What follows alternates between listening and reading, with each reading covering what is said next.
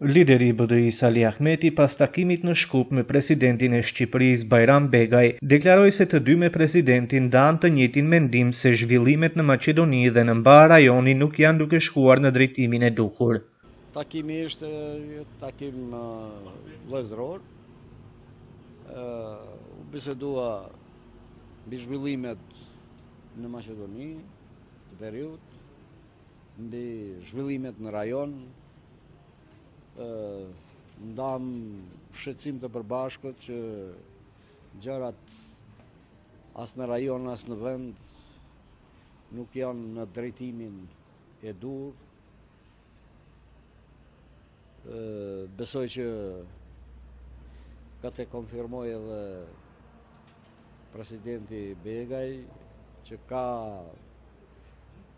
kapacitete edhe Republika e Maqedonisë së Veriut të tejkaloj ato vështërësime të cilat ballafaqohet, gjatë të cilën e konfirmova edhe unë, që kapacitetet nuk mungojnë, por vullneti duhet të jetë i dy anshëm.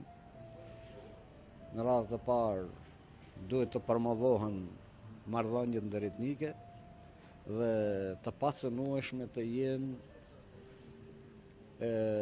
të arriturat që dalin në fryme në germ nga marrëveshja paqësore e Ohrit, të respektohet ajo, të respektohen edhe marrëveshjet tjera të arritura, si marrëveshja e Prespës, si marrëveshja për qelësi të mirë, dhe të vazhdojmë bashkarisht rrugën tonë të përbashkët që e kemi si dy shtetet drejt antarësimit të vendeve tona në Bashkimin Evropian.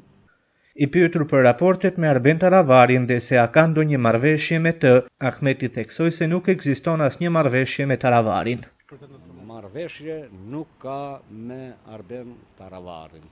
Është çështje e brendshme e tyre, ata vendosin vetë për të ardhmen e tyre. Në qoftë se duan të jenë servis dhe shërbëtor të atyre që në përkëmbit të drejtat e shqiptarëve të letë rinë aty ku janë. Unë kam bërë ftesë publike të rëvlenit, le të braktisin institucionet sepse ne nuk jemi gomë rezervë që të ikin ata e t'i zavendësojmë na.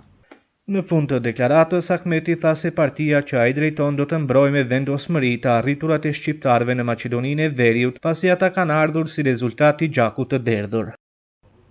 Në thot, Bashkimi Demokratik për Integrim nuk mund të përdoret si një servis në duar të Kristian Mickoskit apo në duar të çdo kujt që mendon që shqiptarët i shndrojnë në vazal. Nëse dikush është rekrutu dhe nëse dikush është mësu të jetë vazali dikujt, Bashkimi Demokratik për Integrim nuk rreth nga ekranet televizive si forcë politike, por ka dalë nga një luftë dhe nga një rezistencë për t'i barazuar shqiptarët në këtë vend.